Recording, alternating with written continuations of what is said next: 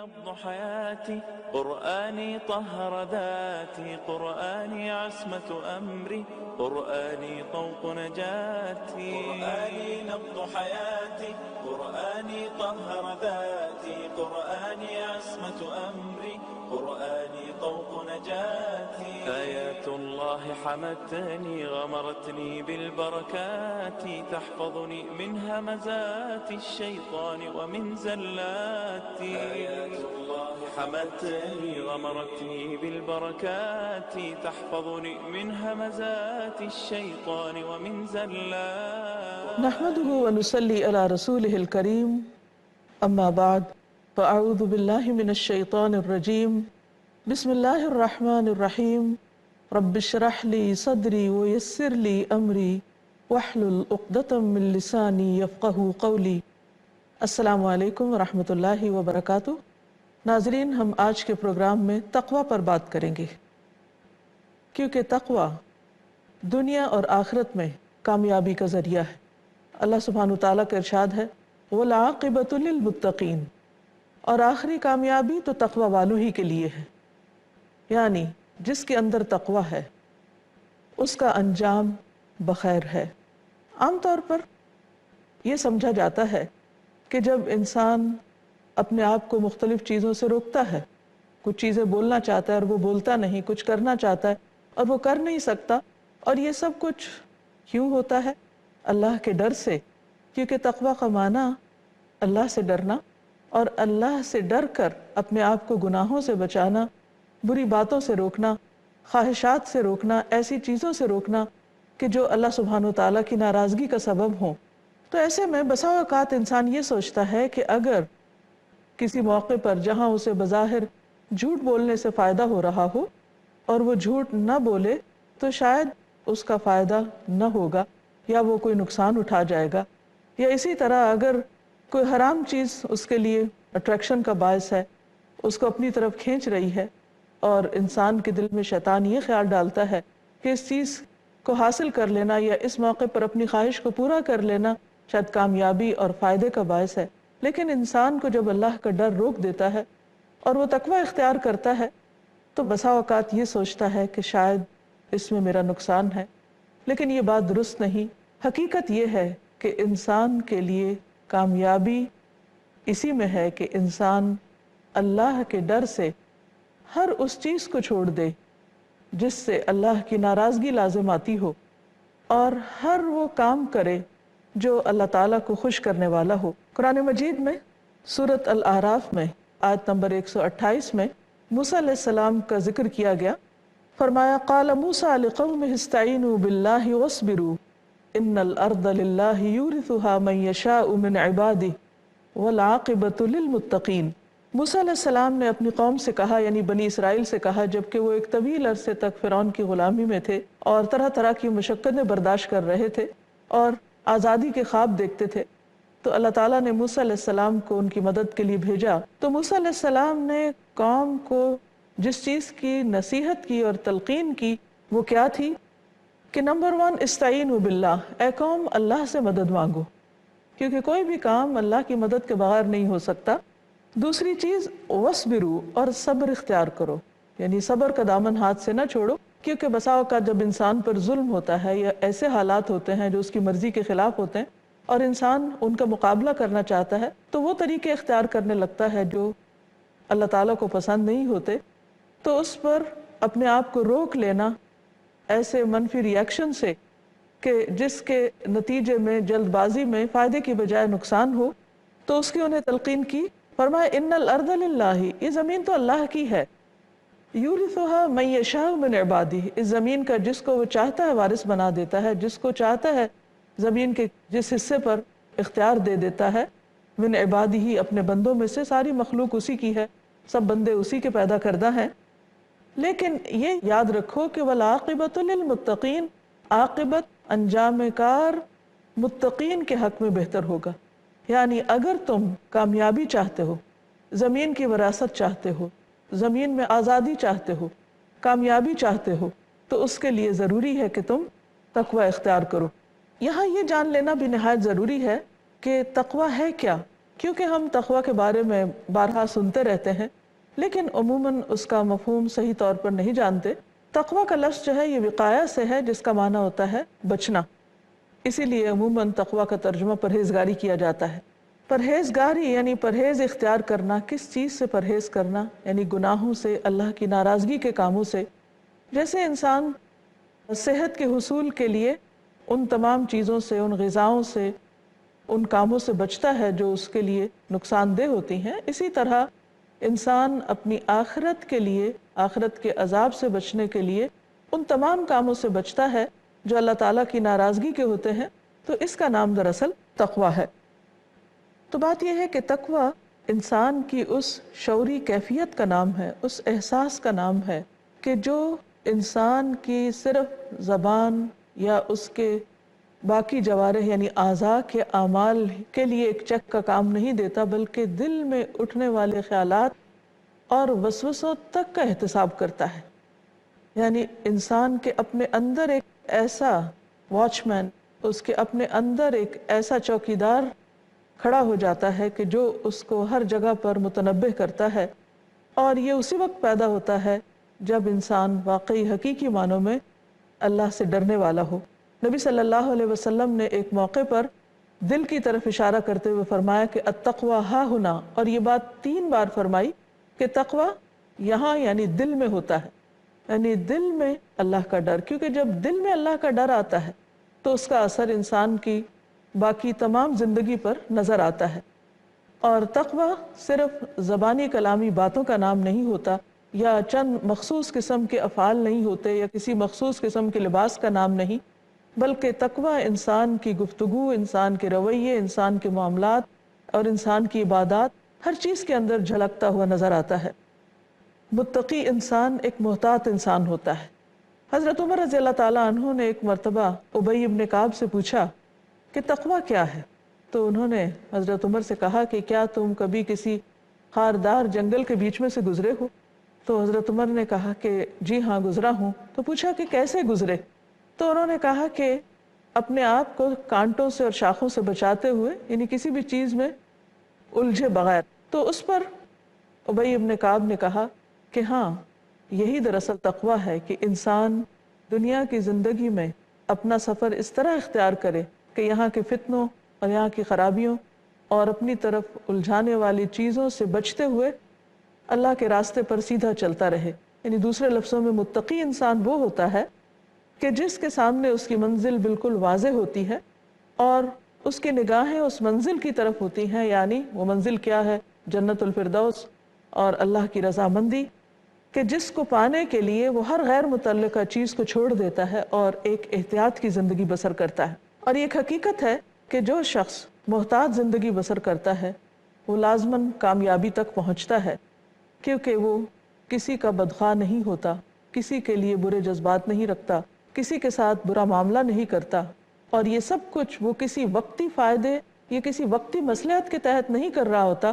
بلکہ اللہ کی رضامندی کی خاطر کر رہا ہوتا ہے۔ اسی لیے ایسے شخص کو دنیا میں بھی عزت ملتی ہے، اللہ تعالیٰ کے نزدیک بھی وہی شخص قابل عزت ہے جس کے اندر سب سے زیادہ تقوی ہے، جیسے کہ قرآن مجید میں ایک اور جگہ پر فرمایا ان اکرمکم عند اللہ اتقاکم، کہ بے شک تم میں سب سے زیادہ عزت والا اللہ کے نزدیک وہی ہے جو سب سے زیادہ پرہیزگار ہو، تقوی والا ہو، اللہ سے ڈر کر یہ زندگی بسر کرنے والا ہو۔ تقوی کے بھی کچھ تقاضے ہیں، اور ان تقاضوں میں پہلی چیز یہ ہے کہ انسان اپنے آپ کو اس طرح سمیٹ کر رکھے کہ اپنے شر سے دوسروں کو بچائے، کہ اس شخص کے ہاتھ اور زبان سے کسی کو تکلیف نہ پہنچے۔ حدیث میں آتا ہے، ابو سعید خدری سے روایت ہے کہ عرض کیا گیا یا رسول اللہ صلی اللہ علیہ وسلم، کون شخص سب سے افضل ہے؟ آپ نے فرمایا وہ مومن جو اللہ کے راستے میں اپنی جان اور مال سے جہاد کرے۔ صحابہ نے پوچھا اس کے بعد کون؟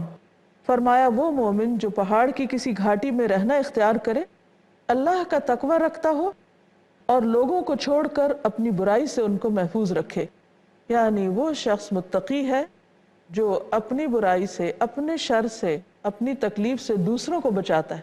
یعنی وہ حد درجہ اس بات کا خیال رکھتا ہے کہ اس کی ذات سے کسی کو تکلیف نہ پہنچے۔ وہ کسی کے لیے باعث ضرر نہ ہو۔ پھر اسی طرح تقویٰ کا تقاضا یہ بھی ہے کہ انسان بندوں کے حقوق بھی ادا کرے۔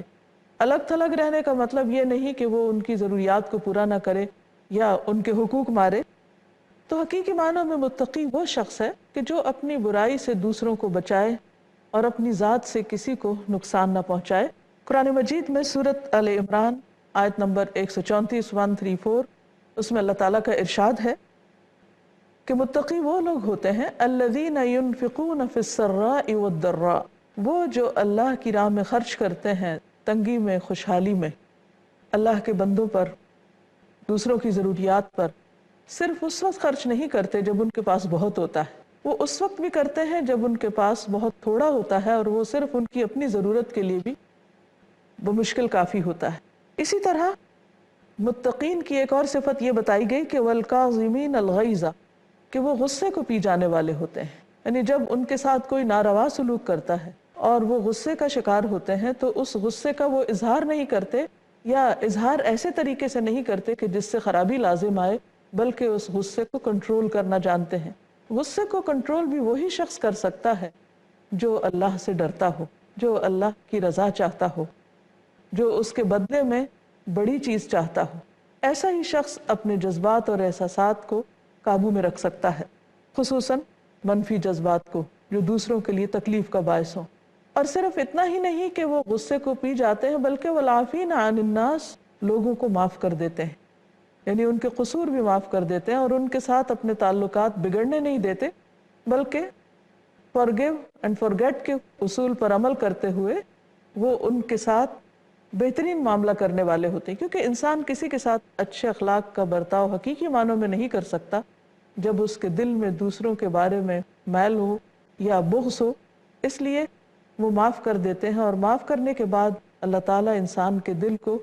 ایک ایسا اطمینان نصیب کرتا ہے کہ جس سے دل ہلکا ہو جاتا ہے اور انسان بہت سی منفی باتوں کو بھلانے کے قابل ہو جاتا ہے۔ فرمایا واللہ یحب المحسنین، اور اللہ تعالیٰ محسنین سے محبت رکھتا ہے، یعنی ایسے لوگ دراصل دوسروں پر احسان کرنے والے بھی ہوتے ہیں۔ اسی طرح متقین کی صفات میں سے ایک صفت یہ بھی ہے کہ وہ گمنام رہنا پسند کرتے ہیں، اور ایسے لوگوں سے اللہ تعالیٰ محبت رکھتا ہے۔ حدیث میں آتا ہے، صحیح مسلم کی حدیث ہے، ان اللہ یحب العبد التقی الغنی الخفی،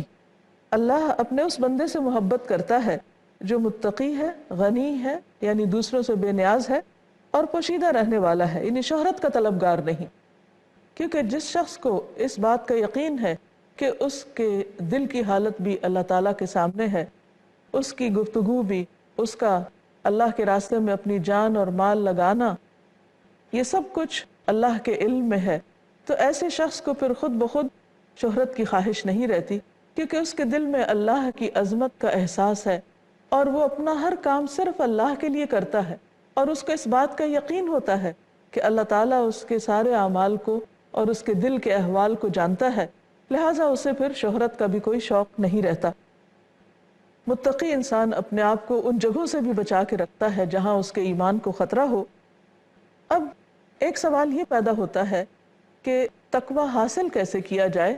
کون سی چیزیں تقویٰ کے حصول میں مددگار ہوتی ہیں، کون سی چیزیں تقویٰ کو فیڈ کرتی ہیں۔ اس سلسلے میں جب ہم قرآن مجید سے رجوع کرتے ہیں تو اللہ تعالیٰ کا ارشاد ہمارے سامنے آتا ہے۔ سورۃ البقرہ کی آیت نمبر 21 میں اللہ تعالیٰ فرماتے ہیں، یا ایھا الناس اعبدوا ربکم الذی خلقکم والذین من قبلکم لعلکم تتقون، اے لوگو اپنے رب کی عبادت کرو، وہ جس نے تم کو پیدا کیا اور ان کو بھی جو تم سے پہلے تھے، تاکہ تم متقی بن جاؤ۔ یعنی اللہ کی عبادت انسان کے اندر تقویٰ کی صفت پیدا کرتی ہے، انسان کے اندر ایسی قوت پیدا کرتی ہے کہ جس سے انسان کے اندر اللہ کی عظمت و جلال کا احساس پیدا ہوتا ہے اور وہ گناہوں سے بچنے لگتا ہے، اور بالآخر وہ برے انجام سے بچ جاتا ہے، کیونکہ تقویٰ کا انجام اچھا ہے، اور انجام اچھا ہونے کا مطلب یہ ہے کہ وہ جب دنیا میں برائیوں سے بچے گا تو آخرت میں برے انجام سے محفوظ رہے گا۔ اسی طرح خاص طور پر رمضان کے روزے جو ہیں وہ تقویٰ کے حصول میں مددگار ہیں۔ سورۃ البقرہ ہی کی آیت نمبر 183 183 میں اللہ تعالیٰ فرماتے ہیں، یا ایھا الذین آمنوا کتب علیکم الصیام کما کتب علی الذین من قبلکم لعلکم تتقون، اے لوگو جو ایمان لائے ہو، تم پر روزے فرض کیے گئے جیسے کہ تم سے پہلے لوگوں پر فرض کیے گئے تھے تاکہ تم میں تقوی پیدا ہو۔ گویا ہم جو بھی عبادت کرتے ہیں اس کا اللہ تعالیٰ کو فائدہ نہیں ہوتا، پلٹ کر ہم ہی کو فائدہ ہوتا ہے۔ مثلا روزے کی حالت میں ہم بھوکے پیاسے رہتے ہیں، یہ بھوک پیاس اللہ تعالیٰ کو کوئی فائدہ نہیں دیتی، لیکن یہ ہمیں ضبط نفس سکھاتی ہے،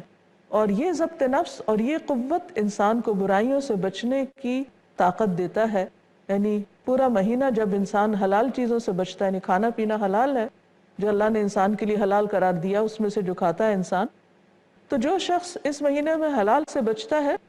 اس کے اندر بالآخر یہ قوت پیدا ہو جاتی ہے کہ وہ حرام سے بچے، ان چیزوں سے بچے جو اللہ تعالیٰ کو پسند نہیں۔ پھر اسی طرح تقویٰ کے حصول کے لیے ایک اور بہت اہم تدبیر یا طریقہ ہے اللہ کی کتاب کو مضبوطی سے پکڑنا اور جو کچھ اس میں لکھا ہے اس کو یاد رکھنا۔ اللہ تعالیٰ کا ارشاد ہے سورۃ البقرہ آیت نمبر 63 میں، وَاذْكُرُوا مَا فِيهِ لَعَلَّكُمْ تَتَّقُونَ، اور جو احکام اس میں درج ہیں انہیں خوب یاد رکھنا شاید کہ تم بچ جاؤ، یعنی تم میں تقوی پیدا ہو جائے۔ قرآن مجید کے شروع میں بھی ہم دیکھتے ہیں کہ اللہ تعالیٰ نے ہدایت کو مشروط قرار دیا ان لوگوں کے لیے جن کے اندر تقوی ہے۔ ارشاد ہوتا ہے ذَلِكَ الْكِتَابُ لَا رَيْبَ فِيهِ هُدًى لِّلْمُتَّقِينَ، یہ کتاب جس میں کوئی شک نہیں، یہ متقین کے لیے ہدایت کا ذریعہ ہے، یعنی جن کے اندر خدا کا خوف ہوگا وہ لازماً یہ چاہیں گے کہ وہ ایسے کاموں کو جانیں جن سے ان کا رب راضی ہو، تو ان کو جاننے کے لیے وہ اس کتاب کی طرف رجوع کریں گے، اور جو ہدایت کی نیت سے قرآن مجید کی طرف رجوع کرے گا وہ لازماً ہدایت پائے گا۔ اسی طرح تقوی کے کچھ اور فائدے بھی ہیں۔ قرآن مجید میں اللہ تعالیٰ فرماتے ہیں کہ فَأَمَّا مَنْ أَعْطَى وَاتَّقَى وَصَدَّقَ بِالْحُسْنَى فَسَنُيَسِّرُهُ لِلْيُسْرَى، سورۃ اللیل آیت نمبر 5 سے 7 تک۔ پھر جس نے اللہ کی راہ میں مال دیا، تقوی اختیار کیا اور بھلی باتوں کی تصدیق کی تو ہم اسے آسان راہ پر چلنے کی سہولت دیں گے۔ یعنی گویا تقوی انسان کو نیکی کے راستے پر چلنے میں سہولت دیتا ہے، انسان کے لیے مزید نیکیاں کرنا آسان ہو جاتا ہے۔ اسی طرح آخرت کا گھر ان لوگوں کے لیے ہے کہ جو تقوی اختیار کریں۔ سورۃ القصص آیت 83 میں اللہ تعالیٰ فرماتے ہیں تِلْكَ الدَّارُ الْآخِرَةُ نَجْعَلُهَا لِلَّذِينَ لَا يُرِيدُونَ عُلُوًّا فِي الْأَرْضِ وَلَا فَسَادًا وَالْعَاقِبَةُ لِلْمُتَّقِينَ، یہ آخرت کا گھر ہم ان لوگوں کے لیے مخصوص کر دیتے ہیں جو زمین میں بڑائی یا فساد نہیں چاہتے، اور بہتر انجام تقوی والوں ہی کے لیے ہے۔ تو گویا تقوی ہر کامیابی اور ہر بھلائی کی بنیاد ہے۔ دنیاوی کامیابی کے اعتبار سے بھی ہم دیکھتے ہیں کہ موسیٰ علیہ السلام نے جو اپنی قوم کو اصول دیا وہ یہی تھا کہ وَالْعَاقِبَةُ لِلْمُتَّقِينَ، اور ایک اور جگہ پر بھی ہم دیکھتے ہیں کہ اللہ تعالیٰ فرماتے ہیں وَإِن تَصْبِرُوا وَتَتَّقُوا لَا يَضُرُّكُمْ كَيْدُهُمْ شَيْئًا، کہ اگر تم صبر کرو گے اور تقوی اختیار کرو گے تو ان کی چالیں سازشیں تمہیں کوئی بھی نقصان نہ دیں گی۔ آج اگر کوئی بھی مسلمان انفرادی طور پر یا اجتماعی طور پر یہ چاہتا ہے کہ وہ دنیا میں بھی کامیابی حاصل کرے تو اس کے لیے لازم ہے کہ وہ اللہ کا تقوی اختیار کرے اور ان تمام غلط کاموں کو چھوڑ دے جو اللہ کو ناراض کرنے والے ہیں۔ اور جو شخص دنیا میں ان غلط کاموں کو چھوڑ دے گا وہ یقیناً آخرت کی جنت میں بھی بسایا جائے گا۔ اس کے بارے میں ایک حدیث میں آتا ہے نبی صلی اللہ علیہ وسلم سے پوچھا گیا وہ کیا چیز ہے جو لوگوں کو سب سے زیادہ جنت کا مستحق بنائے گی یا جنت میں لے جائے گی؟ آپ نے فرمایا اللہ کا تقوی اختیار کرنا اور اچھے اخلاق اختیار کرنا۔ گویا انسان اللہ کی نسبت سے یعنی اپنے خالق اور مالک کی نسبت سے جب کوئی رویہ اختیار کرے تو وہ تقوی پر مبنی ہو، اور جب بندوں کے ساتھ معاملہ کرے تو اس کا معاملہ بہترین اخلاق پر مبنی ہو۔ یہ دو کوالٹیز ایسی ہیں کہ ایک طرف اللہ کا ڈر اور اللہ کا احساس اور ہر کام اللہ ہی کے لیے کرنا، اور دوسری طرف بندوں کے حقوق کا بہترین طور پر خیال رکھنا۔ اگر یہ دو خوبیاں کسی کو نصیب ہو جائیں تو ایسا انسان آخرت میں بھی کامیاب ہوگا۔ پھر اسی طرح دنیا میں نصرت اور مدد اور فتح اس کا تعلق بھی تقوی سے ہے۔ اللہ تعالیٰ فرماتے ہیں ان اللہ مع الذین اتقوا والذین هم محسنون، بے شک اللہ ان لوگوں کے ساتھ ہے جنہوں نے تقوی اختیار کیا، یعنی اللہ تعالیٰ کی معیت اور اللہ تعالیٰ کی مدد اور نصرت اس شخص کے لیے ہے جو اللہ سے ڈرتا ہو۔ والذین هم محسنون، اور وہ لوگ جو احسان کا رویہ اختیار کرنے والے ہیں۔ یوسف علیہ السلام کو جب مختلف مشکلات سے گزرنے کے بعد کامیابی حاصل ہوئی تو اس میں بھی یہی فارمولہ بتایا گیا کہ انہ من یتقی ویصبر فإن اللہ لا یضیع اجر المحسنین، کہ جو شخص تقوی اختیار کرتا اور صبر کرتا ہے تو اللہ تعالیٰ محسنین کا اجر نہیں مارتا۔ گویا تقوی، صبر، احسان کا رویہ یہ ایسی خوبیاں ہیں جن کی بنا پر انسان دنیا اور آخرت میں کامیابی سے ہمکنار ہو سکتا ہے۔ انسان کو کوشش کرنے کے ساتھ ساتھ اللہ تعالیٰ سے دعا بھی مانگنی چاہیے کہ انسان اس حقیقی تقوی کو پا سکے جو واقعی اس کے لیے نیکیوں میں آگے بڑھنے کا ذریعہ ہو۔ انسان کو تقوی کے حصول کے لیے مختلف تدابیر اختیار کرنے کے علاوہ اللہ تعالیٰ سے دعا بھی کرنی چاہیے۔ ہم دیکھتے ہیں کہ نبی صلی اللہ علیہ وسلم تقوی کے لیے بطور خاص دعا بھی کیا کرتے تھے۔ مسنون دعاؤں میں سے ایک دعا ہے اللہم انی اسألک الہدی والتقی والعفاف والغنی، اے اللہ میں تجھ سے سوال کرتا ہوں ہدایت کا، تقوی کا، عفاف پاک دامنی کا، اور لوگوں سے استغنا کا، غنا کا، لوگوں سے بے پرواہی کا۔ اسی طرح ایک اور دعا بھی ہے، آپ یہ دعا کرتے تھے اللہم آت نفسی تقواہا وزکیہا انت خیر من زکاہا انت ولیہا ومولاہا۔ اللہم اے اللہ آت نفسی تقواہا، تو میرے نفس کو اس کا تقوی عطا کر، یعنی سب کچھ تیرے ہاتھ میں ہے، تو میرے دل میں تقوی پیدا کر دے، وزکیہا، اور تو اس کو پاک کر دے، تو ہی تزکیہ کر دے، انت خیر من زکاہا، تو ان سب میں بہترین ہے جو اس کو پاک کر سکتے ہیں، انت ولیہا و مولاہا،